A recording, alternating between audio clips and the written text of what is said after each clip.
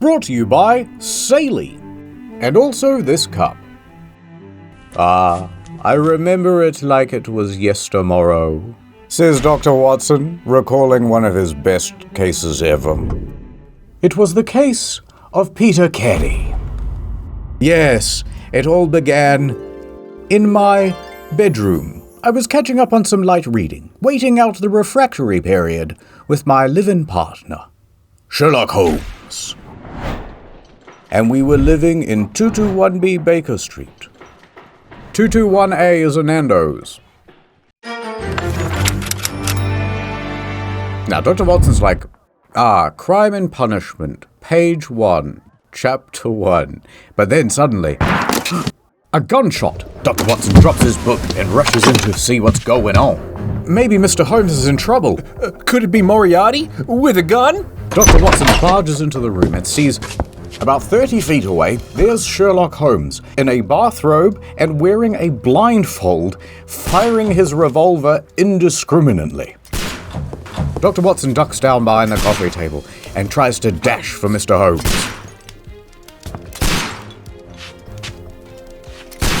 Holmes, will you stop that? Dr. Watson gets mere feet away and yells, Stop, Holmes! "Do not worry, Dr. Watson, for you see I have fired 6 shots already." Is that you, Watson? Yes, of course it is. Indubitably, Holmes. And you almost killed me. Nonsense. I was aiming for the vases. Vases. Blindfolded? Oh, you...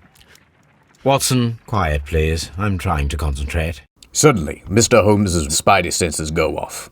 Someone is making ingress to the house. Lestrade. What is it this time? That's right. Suddenly, there's a new person in the room. Indoor shoes. Dog fur on his left leg. This bottom lip quiverer is Inspector Lestrade, head of Scotland Yard, and he gives Mr. Holmes all of the big, delicious cases. I got a new one for you, Holmes. Ooh, what is it? A gentleman by the name of Peter Carey has been murdered. Yesterday. Murdered. D-E-A-D. Murdered. Tell me more about the victim, Lestrade. Born in 1845 and 50 years old, he achieved much success in seal and whale hunting around Scandinavia. He's a rich, retired sailor, Mr. Holmes. And where was the body found, Lestrade? In a property called Woodman's Lee, near Forest Row in Sussex. There's no mind palace large enough for a case like this. It's simply hopeless. Give me half an hour to prepare, Inspector. Take your time. So Lestrade says, I'll meet you over at the crime scene. Won't you be coming, Dr. Watson? But Dr. Watson is far too busy. I should help Mrs. Hudson here. I shall go alone, then. Dude, he literally is me. What a mystery, Mr. B. Big time. You know what? I think it was Moriarty. Let's go pay him a visit first. Did you do it? Mr. Holmes wanders around his apartment at 221B Baker Street. First, he changes into a nice suit. Then, he goes into his room and admires the portraits. He's got a framed picture of Dostoevsky. Reminds me of Crimes and Punishment. All right, we're ready. And we head to the residence of the now deceased Peter Carey. Oh, geez, Mr. Z, what do you think we're going to find there? Many a clue, Mr. B. And I'm going to put them all in my mind palace. He is reading Crime and Punishment. Oh, is he really? Yeah, that's great. You know, if I had to choose between the two, I'd probably choose crime.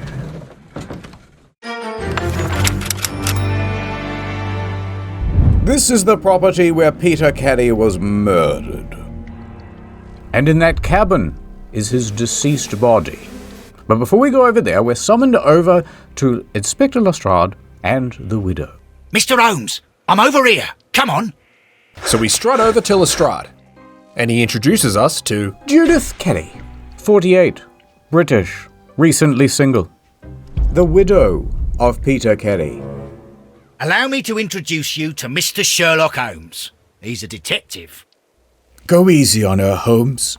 Nice questions only, please. Sherlock looms over Mrs. Carey and begins to inspect her. He sees a cameo amulet thing and a rosary dangling from her wrist. Unhappily married 10 plus years. Whoosh. A leather-bound book with a crested, Mr. B, can I say that word on YouTube? Editor, can we just blur that to be safe? Thank you. And some suspiciously clean white gardening gloves. If they're so clean, it doesn't seem as though she's that active in the garden. Do you think there's a gardener, Mr. B? Mayhaps. The examination is complete. You may now resume your animation. Can you please tell me what occurred on the evening of the murder? My husband died. Can you tell me if you saw or heard anything unusual upon the night of the murder? At 2 o'clock in the morning, I heard a terrible scream, but I thought nothing of it then. He would scream all the time when he was drunk. He was in such a terrible temper. Usually whenever that happened, he'd stay all night drinking in his cabin before passing out. Oh, a drunk, eh? But this time, instead of passing out, I guess he passed away. Well, when was the body found, sweetheart? In the morning, I noticed the cabin door was open, but I didn't go in to take a look, for I knew my husband would not have liked it. At around 10 o'clock, I dared to glance in through the door and... oh dear. Was your husband accustomed to receiving visitors? Oh no. I mean, he didn't really have many friends. And I couldn't help but notice your very clean gloves. Why, they look completely unused. Do you do all this garden work, or is there a gardener? It is true, there is a lot of work, but my husband took care of it himself. So Mr. Holmes has a long and boring conversation with the widow, as she blathers on and on, with no consideration for how busy we are. Thank you, madam. Oh, look, there's a new guy. Use your Witcher sense, Sherlock. Cat fur on his left lapel. His right knee kind of wobbly. Must have been in the war. Tan line on his ring finger. Recently divorced. He's a drunk. How do you know he's a drunk? Well, look at him. Okay, by this point, Mr. Holmes is ready to start looking for clues and stuff. So he starts inspecting in the garden. It seems that the garden was well maintained. Now, down in the dirt of the garden, we can see a trail of footprints. These footprints appear to be quite large. Large footprints. We test some different boot sizes, and we find that they are size 9.5. Very interesting. Why is that interesting? Peter Carey's boots. They look to be a size 8. These footprints ain't his. Oh. And Mrs. Carey's shoe size is only a 4. That means there was someone else here walking on the property. Suspicious. Well then, let's go talk to Lestrade and get into the cabin, the site where Peter Carey was killed. Bang. Mr. Holmes goes to Lestrade and he says, Gimme, I want to look at the dead body, please. Is it really as gross as they say? It is, Mr. Holmes. Let me open it for you now. I locked it yesterday to ensure that no one should enter the cabin and tamper with the evidence. But as Lestrade goes to open the cabin door, he sees something strange about the lock. Hello. What is it, Lestrade? It seems to me that someone has tried to force it, Mr. Holmes. Oh. Let me see. The metal lock looks all scratched up. These scratches are fresh. You're right. Someone tried to force open the door. Lestrade is shocked. I swear these scratches were not here yesterday. That means someone tried to break into the cabin last night, perhaps to tamper with the evidence of the crime scene. Well, he must be a bit of an amateur, Mr. Holmes. This lock is not a difficult one. Perhaps he did not have the right tool. Lestrade unlocks the door, and we walk in. Now, anyone watching, if you're squeamish, look away.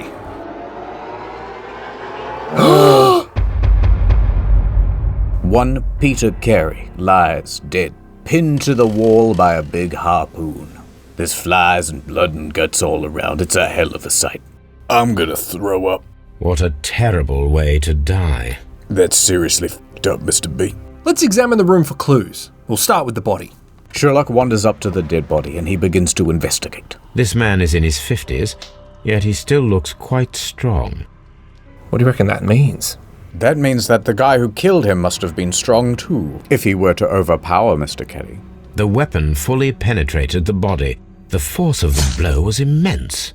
Classic use of the word penetrate, Dr. Holmes. Below Mr. Carey, we see a pool of blood. Now that's one pool you don't want to go swimming in. And in that pool of blood, a sea knife. Sea knife? I sure do, Dr. Watson. Shut the fuck. This blood is from the pool underneath the dead body. Peter Carey tried to defend himself with this knife, but he did not succeed. But also in that pool of blood is a notebook. What does it say? JHN are probably the initials of the owner of this notebook. But Peter Carey's initials are PC, so this must belong to the murderer. JHN, of course. Moriarty, says Sherlock Holmes, very impressed with himself, looking around for Dr. Watson for affirmation. We open up the notebook and we see a series of numbers and acronyms. These abbreviations mean something. But what? We shall come back to that later. First, let's collect more clues. Yes. We look over to the table and we see... 2 glasses. Someone drank from this glass recently. We also see on the table rum. A sailor's drink. Also, there on the table is a tobacco pouch. And it has 2 letters burnt into it. PC. Coarse tobacco, quite strong and very popular among sailors. Interesting, says Mr. Holmes. Was Mr. Carey even a smoker? Maybe his wife mentioned something during her boring conversation? Mr. Holmes, check your mind palace. Did your husband smoke? He hadn't smoked in a very long time. Mrs. Carey seemed to think that Mr. Carey had given up smoking a long time ago, and yet there on the table was a smoking pouch with his initials. Kind of odd. Yeah, you can't just lie to your wife. I think a picture is coming together, Mr. B. Perhaps Peter Carey was entertaining a guest, Mr. Z. A sailor who smokes? Mr. Holmes' eyes then pan over to a shelf. Ah, look, a suspiciously empty space. Outline in the dust. This place is not covered with dust, like the rest of the shelf. And that must mean... An object was taken from here. It was larger than a book. A box or a small chest, perhaps. what was it that Mrs. Carey said? There was a small tin box, barely larger than a book. He kept his papers there. It should be somewhere in his cabin. Well, it's not here, Mr. Z. So perhaps the murderer made off with this box. Mr. Holmes then heads back outside to talk to Lestrade. Well, Mr. Holmes, what do you think? It looks like a very strong man pooned this man right to the wall. He probably tried to defend himself with that sea knife. But he failed. It's more like a D knife. Get it like a failing grade? No, I got it. Anyway, during the struggle, it seems like the culprit dropped the notebook. Now, the notebook had the initials JHN. So, the killer was the guy who owns the notebook. And those footprints in the garden, those were probably his. And he was the guy who probably tried to break in earlier. Perfect. Sherlock then poses a question. It is very probable that whoever came here hoped to find the door open. They tried to force it with a knife blade, but they failed. What will they do? I'm not good at riddles. Why, return tonight, when they will be better prepared. Which will be our chance to strike, to grab him. A good old-fashioned sting, Mr. Holmes. Yes, Lestrade. We have a long night ahead of us. Ad time. Spoiler alert, it was Moriarty all along. New case. Come on, Sandra. Let's say I was from the United States and then I go to England. I'm walking around, crime's the lowest it's ever been. But I can't call me mum and tell her about it because of the mobile data. It's so damn expensive and confusing. Let me help you. It's Sherlock Holmes. He's like regular Sherlock, except he smokes crack. Saley is the solution. I just download the Saley app, choose the data in the country that I want, apply this exclusive story mode 15% discount, and that's it. Data in over 180 countries. Look, another mystery. What happened to that man? I Saley deduce the problem. Look, he must have wanted to order Uber Eats, but his phone, it has no data. This poor man starved to death. You are a genius, Sherlock Holmes. Saley something, 15% of the QR thing in story mode. Look out, Londoners. Let me protect you from knife crime and high mobile data prices. Oh, Sally man, it's been awful. I tried to go through my usual telecom company. International data? Yeah, sure, let me just upgrade your existing plan. I'm like, no, I like my plan. I just want some data when I travel. Right temple, cinder block. Don't worry, you've got Sally now. Look how easy it is. Like 3 buttons and now I suddenly have international data. So, scan the QR and use code Story Mode to get an exclusive 15% off. A whole bunch of data in over 180 countries. You don't have to worry about your existing plan. It's brilliant. So easy. Dun dun dun dun dun dun dun. Ad over. Later that afternoon, Sherlock heads back to 221B Baker Street. He walks over to Dr. Watson and he says, "So, there was a dead guy in there. It was pretty bad. But here's a curious thing. He was literally pinned to the wall. The body held upright hours after death. But just how much strength it would require to do such an act, I don't know." What do you propose, Mr. Holmes? "I think we should run a test, Dr. Watson." A reenactment, then? Tell me, my friend, what is the animal closest to man, morphologically, I mean? Pig. The woman. Do you want to slit some more pigs' throats? I wish to impale one with a harpoon. "And I shall act as the harpoon." And you shall be the pig. Wonderful. Now, we grab one of the spare harpoons from Mr. Carey's cabin. You don't mind if I borrow this, do you? Alright, so Sherlock and Dr. Watson then go to a butcher's. Stand aside, Watson. This might be dangerous. I am not well practiced in this exercise. Sherlock throws the harpoon, and he manages to get it right through the pig and out the other side. But he cannot throw it with enough force such that the pig is pinned to the wall. Do you see, Watson? Throwing a harpoon and pinning a man to a wall requires exceptional strength and training. Well, we certainly proved... what?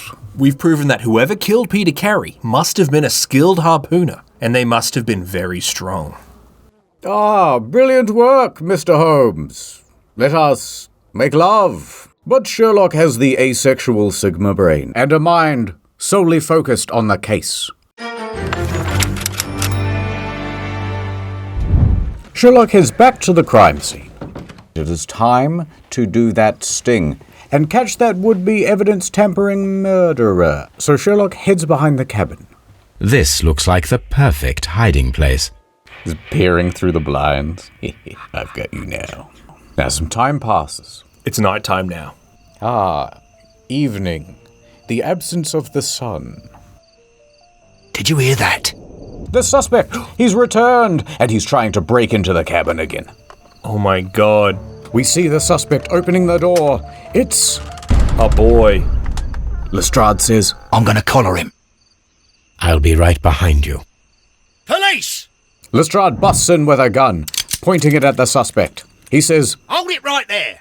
Put him down, Lestrade, put him down. He chose a life of crime. the suspect that Lestrade holds up by gunpoint appears to be a boy, no older than 15 year and threepence. All right, my fine fellow. Who are you and what are you doing here? The boy introduces himself. John Hopley Nelligan, but I didn't... John Hopley Nelligan. Sherlock goes into his mind palace. JHN are probably the initials of the owner of this notebook. Now John tries to plead ignorant. I don't even know why I'm here. I assure you I'm innocent. I am but a humble boy, 14. Innocence? And what are you doing in his cabin? Off we go to the yard. Taking him down to the station. Book 'em, boys. Tomorrow, I'll see that you're put in front of the judge. Will Simon Cowell be one of them? That's a British reference. You wouldn't get it. That's a British reference. What? But you can't! What did you call me? I'm not... It's a terrible mistake! Please don't be too hard on our young fellow. The boy is taken into custody. Sherlock is done for the day. The next morning, Sherlock takes a carriage over to Scotland Yard to interrogate one John Hopley Nelligan. I would like to speak to the fellow who was arrested at Woodman's Lee last night. He's waiting in the interrogation room. You can go straight through. His belongings are held in the evidence room. Thank you. So we head to the evidence locker. These are the suspect's belongings. Interesting. The pocket knife that he tried to open the lock with. The notebook, which has his initials. And also... A handkerchief with the initials JHN. And a gold ring. Yes, and if we take a look at the ring, Mr. Z, we can see that there's writing on the inside. From R. Dawson to my friend and partner, 1883. That is a weird name. I've seen this name before. Sherlock recognizes this name. Perhaps my archive holds the answer. Yes, I believe I have a book with the name R. Dawson in it. Sherlock explores the archive in his mind palace. I remember reading an old newspaper publication.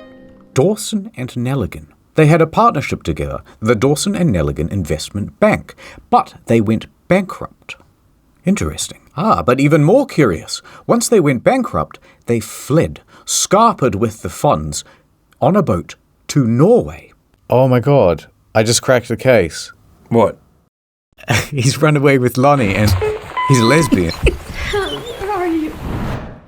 So this boy, John, had this ring and it belonged to his father, Joshua. Joshua Hopley Nelligan, John Hopley Nelligan. Same initials. The notebook probably doesn't belong to the boy, it belongs to his father. Now I begin to understand that young man's story, but I am still unclear as to what connects him with the murder. It is time to ask him. Sherlock enters the interview room and sees the young boy sitting in a harsh wooden chair. Here he is, the Joker. Mr. Holmes looms over the boy and goes into examine mode. We see a shabby cap. Oh, he's poor. What are the conditions of his blinders? Peaky? Fuck off. A jacket of expensive fabric, but a repaired patch on the right lapel. Holmes is like, poor, poor, poor. Elaborate buttons. And yet, his clothes all look worn down. He also has calloused hands. Callous. So he's Roman. So what do you make of it, Mr. B? Well, he's wearing fancy clothes, but they're all old. They don't fit him anymore. Kind of like he couldn't get new ones. So maybe he used to be rich, but now he's poor. How macabre. And not just that, Mr. Z, but do you think this boy could have used a harpoon? Look at him. He's a wee lad. No, he's far too scrawny. Thin-necked urchin dunderpate like you could never wield a poon such as this. Right, so let's say he wasn't there to kill Mr. Carey. The question is, why was he at the cabin that night? Tell me, Mr. Nelligan, what exactly were you hoping to find inside Peter Carey's cabin? The boy stammers out. I was trying to find some information about my father. Sherlock then whips out the notebook. Does this notebook belong to you? Yes. But where did you find it? It was laying in a pool of blood at the scene of the crime, Mr. Nelligan. What do these abbreviations mean? The ones beside all these numbers. If I told you, it would only make things worse. Well, that's probably not true. You're being charged with murder, and if found guilty, you will be hanged. I didn't kill anyone! Wait, urchin boy. Mr. Holmes takes a clever, emotional tact. Don't lock me out. I'm very compassionate. I'm good cop now. I know about your father. I have heard the story of Dawson and Nelligan. But how do you know? I deduced it. Oh, but... I know that your father died leaving you penniless. But... Mr. Holmes puckers his lips, restraining himself so that he doesn't spit venom at the boy. Look at that jacket you are wearing, says Mr. Holmes. That jacket means you're poor. I'm speechless, Mr. Holmes. It all happened exactly as you say. So tell me about this damn notebook.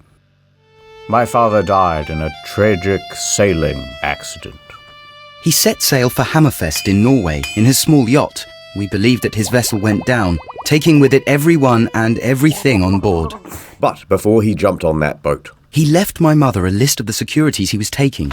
And that is what the notebook is, a list of abbreviated securities and their associated indexing number. They represent a small fortune. So, you were just going to sneak in there, were you? And retrieve the bond certificates. Am I correct? Yes. Peter Carey had no right to those bonds. They belong to my family. Thank you for the story, Mr. Nelligan. Now, that means that... Joshua Nelligan and Peter Carey were both at sea in Norway. Interesting. Mr. Holmes has his final words with John Hopley Nelligan. To be honest, Mr. Nelligan, I don't believe that you did it. Now go on, get out of here before I change my mind. And the boy Nelligan goes running off out of Scotland Yard. Tiddly-tiddly-dee. Calloo Calais, oh, scrumptious day. And he goes running off into the street.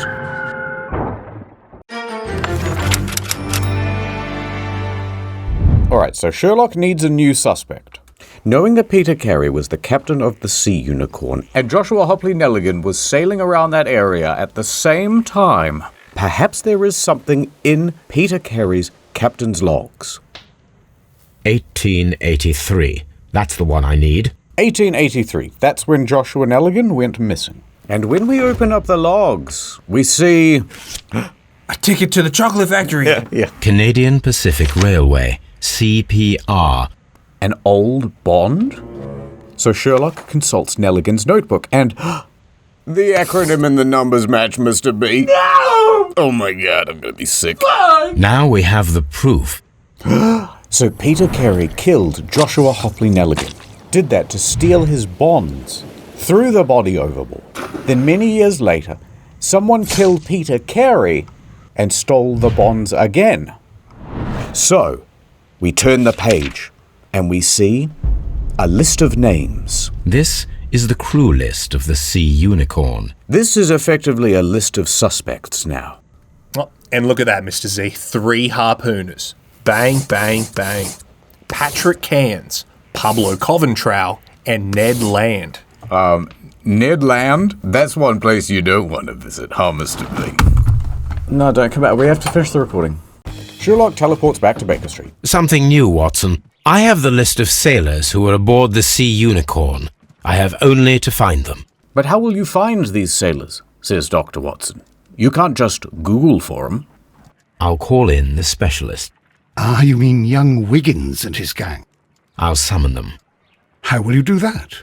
Elementary. Sherlock then opens the window and yells. Wiggins, could you come upstairs, please? Why is he so dirty? He's a street urchin. Wiggins pops up to the apartment. At your service, Mr. Holmes. Now, Wiggins and his gang are street urchins, and they have eyes and ears all over London. Nothing happens in London without the Wiggins gang knowing about it. Wiggins, I need you to track down certain people for me. Easy. Find these people for me, kid. And then go buy yourself the biggest Christmas turkey you can and tell Tiny Tim that everything's going to be okay from now on. Now, as Wiggins is headed out the door, he passes by a police officer. Big news, Mr. Holmes. Sorry to trouble you, Mr. Holmes, but the inspector asks that you come to the station as soon as possible. Please come to the station. Thank you. I'll be there shortly. All right, so Sherlock's back in a carriage on his way to Scotland Yard. Lestrade is already there, waiting for us. Mr. Holmes, I'm glad to see you. We have a new suspect, Liam Hurtley. Who? There was a suspicious individual prowling around during the night. At the Peter Carey residence. And get this. At the time of his arrest, the fellow was writing a letter. How suspicious? It's in the evidence room. So Holmes checks out Hurtley's belongings. Here we see a pair of boots. I'll be taking these. They're a size 9.5.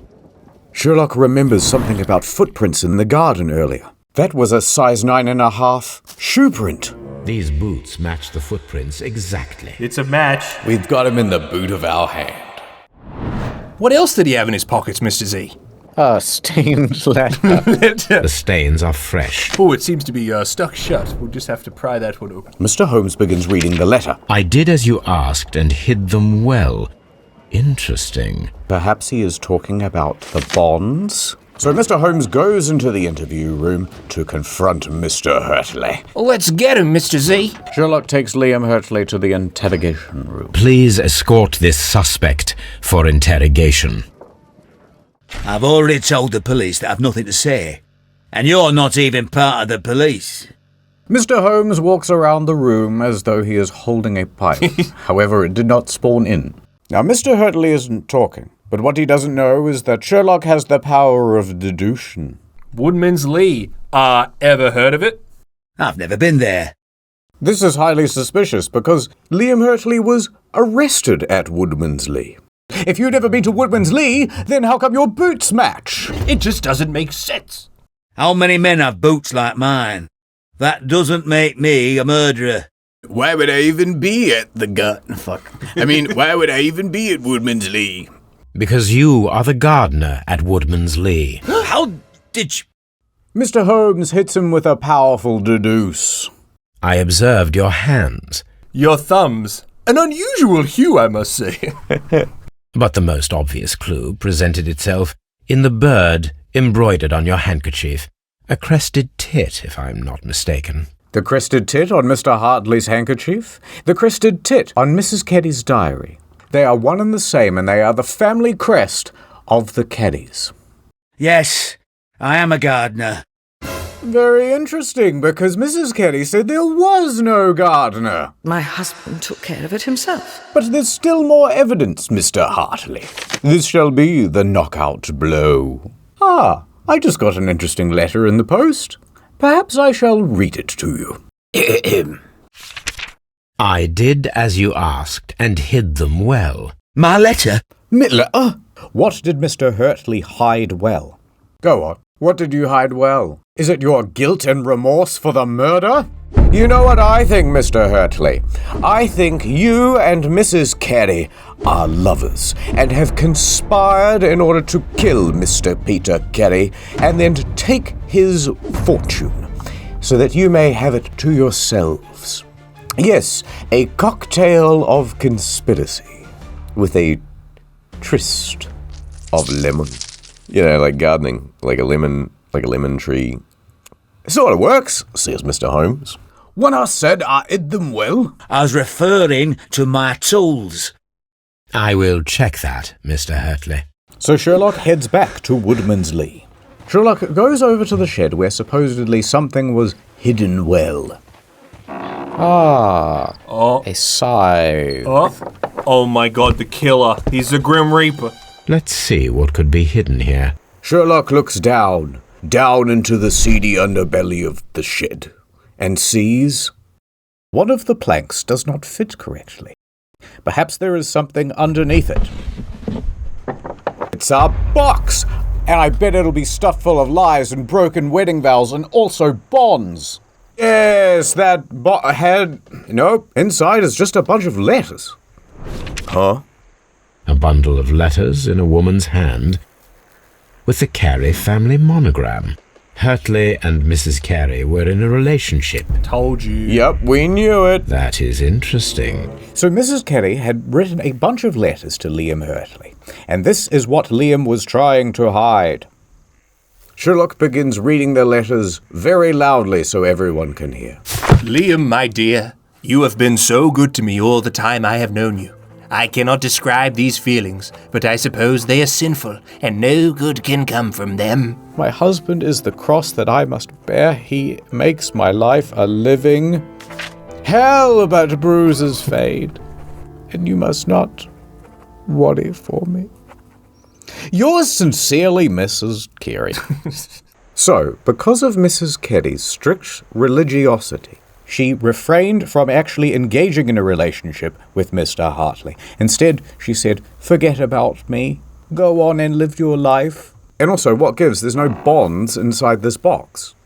It seems less likely that Mrs. Carey and Mr. Hurtley conspired to kill Peter Carey then. Let's confront her, though, just in case. Does the name Liam Hurtley mean anything to you? No, I don't know anyone by that name. Oh, she's looking away. Not so trad wife, are you? Madam, I am aware of your affinity with Liam Hurtley. We found your letters. I asked Liam to return them to me. I wanted to burn them. All 26 of them. I don't get it. How many letters are there in the alphabet? God damn it. Oh, leave me alone, please. We made her cry, Dr. Watson. Another big win. He's like, cease your wailing, woman, I must deduce. Sherlock leaves. Sherlock then heads back to Scotland Yard to chew out Lestrade. Thanks very much, Constable. That was a big fucking red herring. Yeah, Hurtley, you're free to go. What do you mean, how do I know? I deduced it.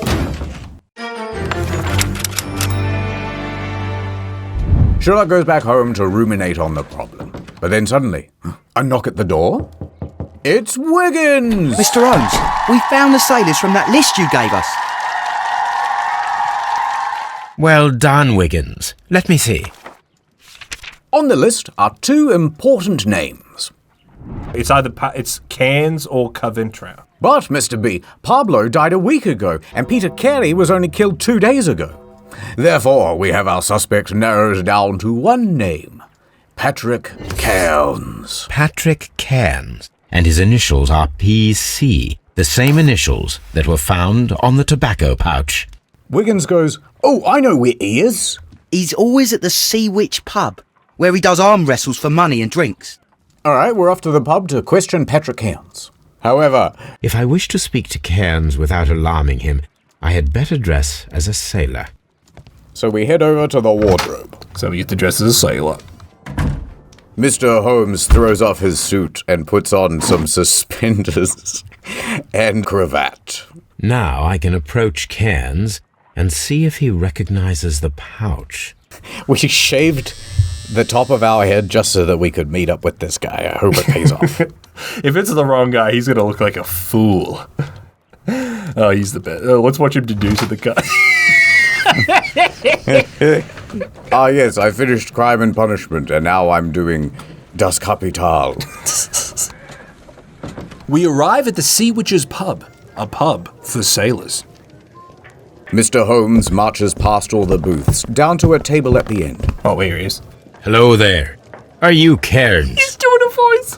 What do you want? We've heard all about the gambling on arm wrestling here, and I'm up for it. I start at 10 shillings. Suits me. Fine. If you want me to take all your money, no problem with that. That's our version of an accent. No problem with that. See, Patrick makes his money by arm wrestling, so Sherlock must best him in a game in order to win his confidence for some reason. Good luck. This guy's spending like all day lifting anchors and shit. How is he supposed to win this fight? Distract him by saying something about... Why do they call it a poop deck? It's working. He doesn't know what to do. Oh. First mate, usually I like to get to know the person. Oh, whoops. Oh, I did it. Yes! He's good. We did it, Mr. Z. He's real good. You're stronger than you look. Here's your 10 shillings. Sherlock has won the game, and now he will buy Mr. Cairns a drink. I'd like to buy you a drink. Ooh. Good winner as well. The two start drinking. I think he's forgotten why he's meant to be here. Now, across the table, Sherlock Holmes is going into a deduce-like mode, inspecting Patrick Cairns for all sorts of clues. Alright, there's something going on here. We inspect the body. Cheap clothes. Rude. Sherlock really loves just pointing out people being poor. He's like, poor, I noticed that you're poor, Yellow nails, Dr. B. Is he a smoker? That's enough deducing. Sherlock asks Cairns about himself. So what do you do, Mr. Cairns? I'm a harpooner. But you see, the whalers are rare, and they don't pay much. You've had a lot of adventures, I bet. I've seen everything.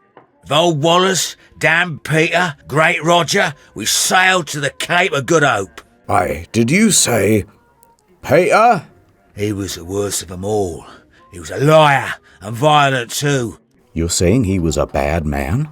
Aye, he was mean to everybody. But you ain't heard the worst. He did a terrible thing once. Aye, go on then, Patrick.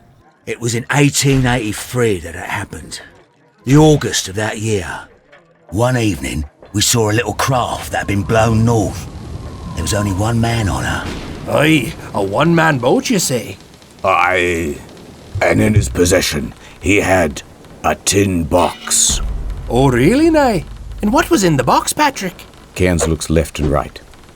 It was bond certificates. That's right. Paper gold. Swiss toilet paper.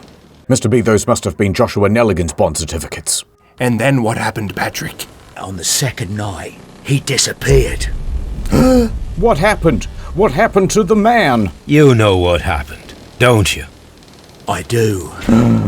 I saw the skipper tie his heels and push him over the rail in the middle of my watch on that dark night. Sherlock says what we're all thinking. Peter's a murderer. Aye. Mr. B.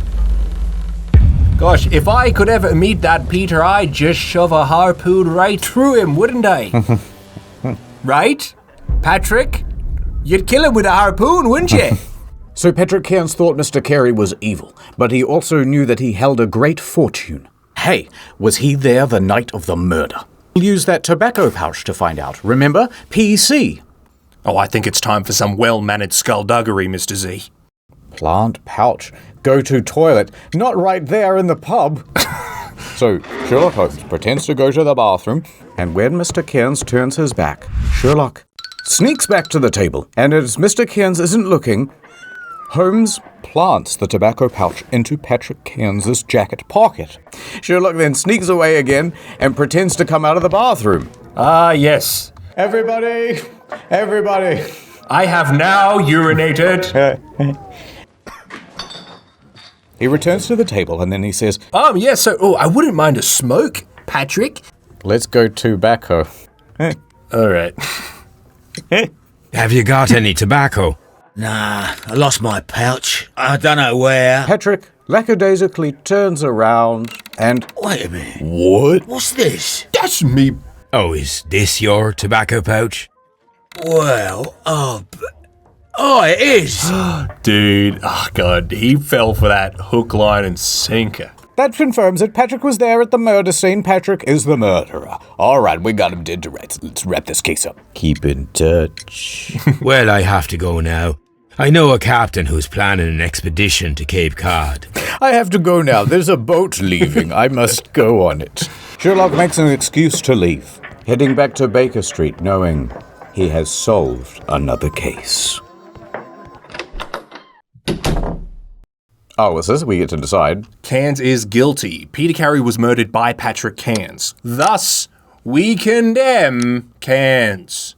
It's a shame I didn't solve it sooner, but I condemn this old harpooner. Oh, fuck, were we doing rhymes? I don't know. That's all I got. That's just Holmes and Watson. Like, oh, well, fuck, are we meant to do rhymes? Hang him here. It's a lot faster. I guess you could say this sailor was hung. Rope around his left lapel.